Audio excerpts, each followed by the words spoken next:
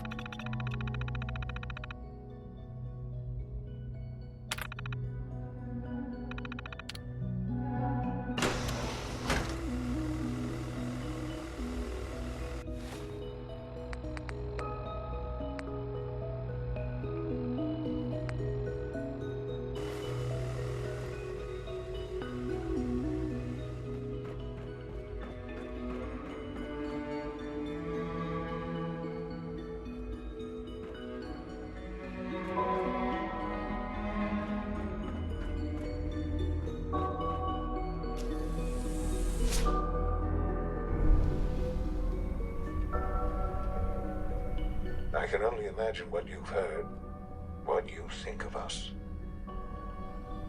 I'd like to show you that you may have the wrong impression. Welcome to the Institute. This is the reality of the Institute.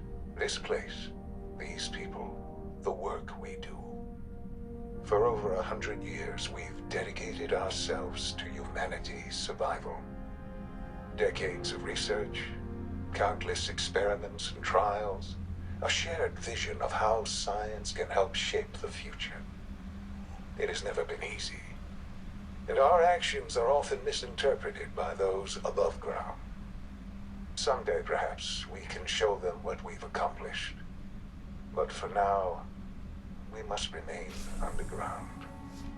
There's too much at stake here to risk it all. As you've seen, things above are unstable. I'd like to talk to you about what we can do for everyone. But that can wait. You are here for a specific, very personal reason. You are here for your son.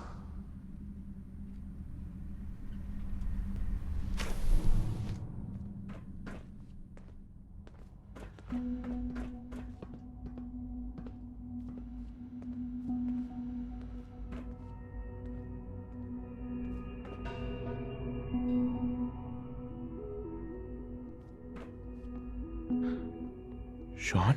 Huh? Yes, I'm Sean. Sean? Oh my god. It's really you. Who are you? Sean. Father, what's going on? It's me. What's happening? I'm your dad. Sean, are you okay? You're not hurt, are you? What's going on? Father? Father!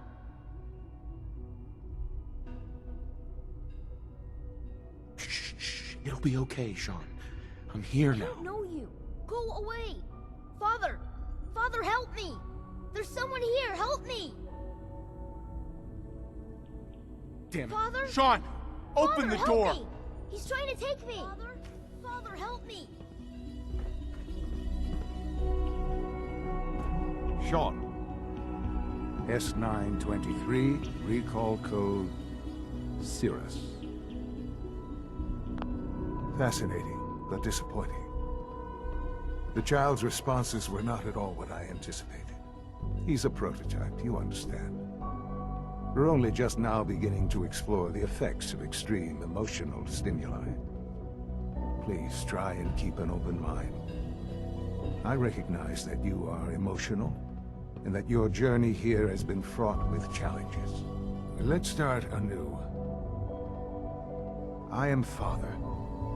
Welcome to the Institute.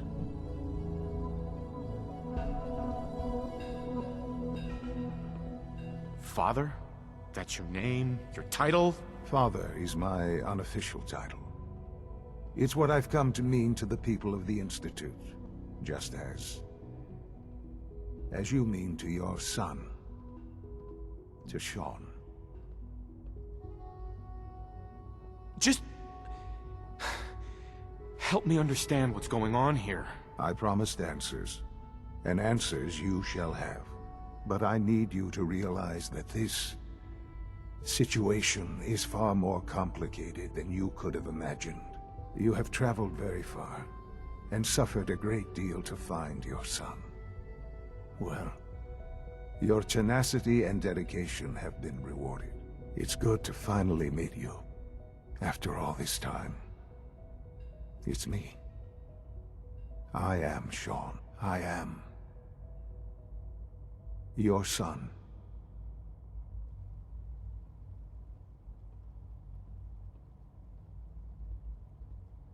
How is that even possible? I know this is a lot to take in.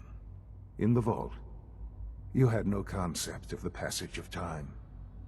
You were released from your pod and went searching for the son you'd lost. But then you learned that your son was no longer an infant, but a 10-year-old boy. You believed that 10 years had passed. Is it really so hard to accept that it was not 10, but 60 years? That is the reality. And here I am, raised by the Institute, and now its leader.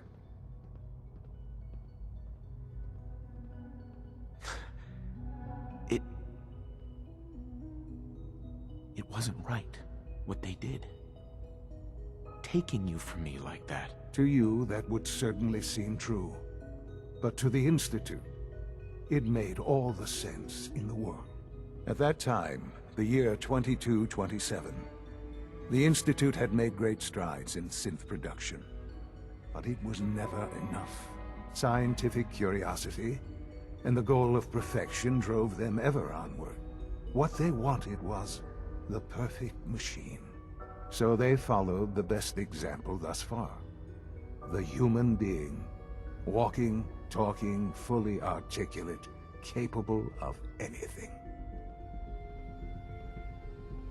So the weird science experiments needed specimens. That's why they took you. In a manner of speaking, yes. The Institute endeavored to create synthetic organics. The most logical starting point, of course, was human DNA. Plenty of that was available, of course, but it had all become corrupted. In this wasteland, radiation affected everyone. Even in their attempts to shield themselves from the world above, members of the Institute had been exposed. Another source was necessary. But then the Institute found me, after discovering records from Vault 111. An infant, frozen in time, protected from the radiation-induced mutations that had crept into every other human cell in the Commonwealth. I was exactly what they needed. And so it was my DNA that became the basis of the synthetic organics used to create every human-like synth you see today. I am their father. Through science, we are family. The synths, me, and you. Sean. It's really you. It really is. I know you must have questions. Please. Anything I can do to help you understand.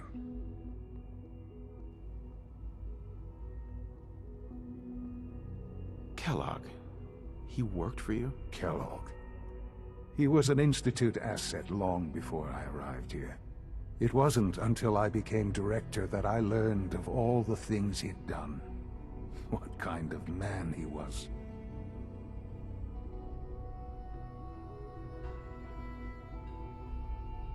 He was a murderer. He killed your mother. Believe me, I am well aware of the atrocities Kellogg committed. I suspect there are many more we'll never know of. The Institute took advantage of Kellogg's vicious nature. I will freely admit that. Institute technology prolonged his life, and his usefulness far beyond any normal human lifespan. He never failed the Institute, but his cruelty became more apparent with every completed objective. I won't lie. It's no coincidence your path crossed his. It seemed a fitting way to allow you, us, to have some amount of revenge. What else can I say to ease your mind? Your mother. She never got to see you grow up? Yes. What happened to her was... I've gone over the records of the incident, of course. It seems her death was an unfortunate bit of collateral damage.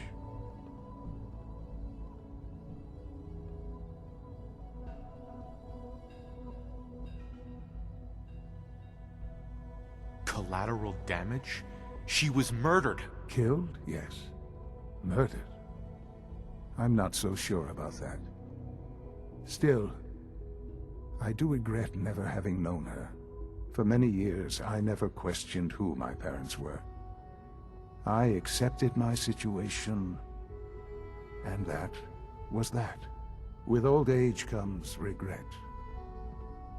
And asking what if more often. But what matters now is that you and I have a chance to begin again. What else can I say to ease your mind? So you're in charge of the Institute? I am the acting director, yes. I spent decades working to reach this point. It's a responsibility I take very seriously. The Institute. It's important. It really is humanity's best hope for the future, no matter what those above ground might think of us.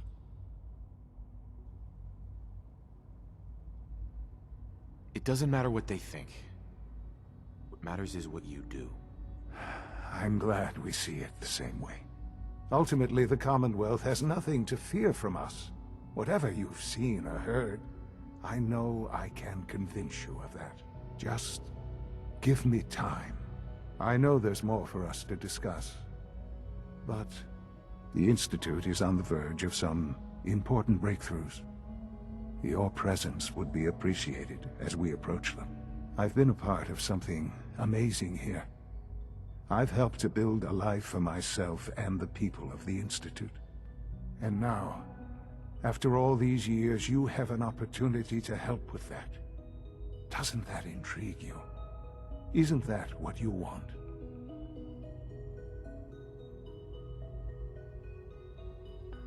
Maybe.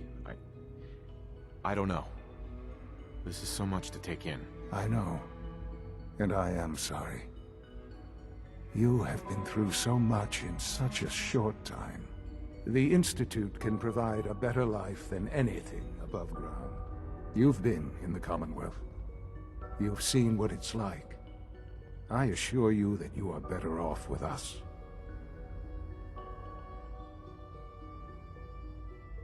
Things are pretty terrible up there. I've seen it myself. I know. That is why we are so committed to creating a better life for ourselves here. And it's a life that you can now be part of. I simply ask that you give the Institute, me, a chance. A chance to show you what I've been telling you.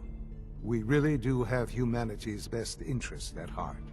Will you take that chance? All right. Thank you. The Institute is now your home, as much as it is mine. Please take some time, get to know it. Meet the people you'll be working with.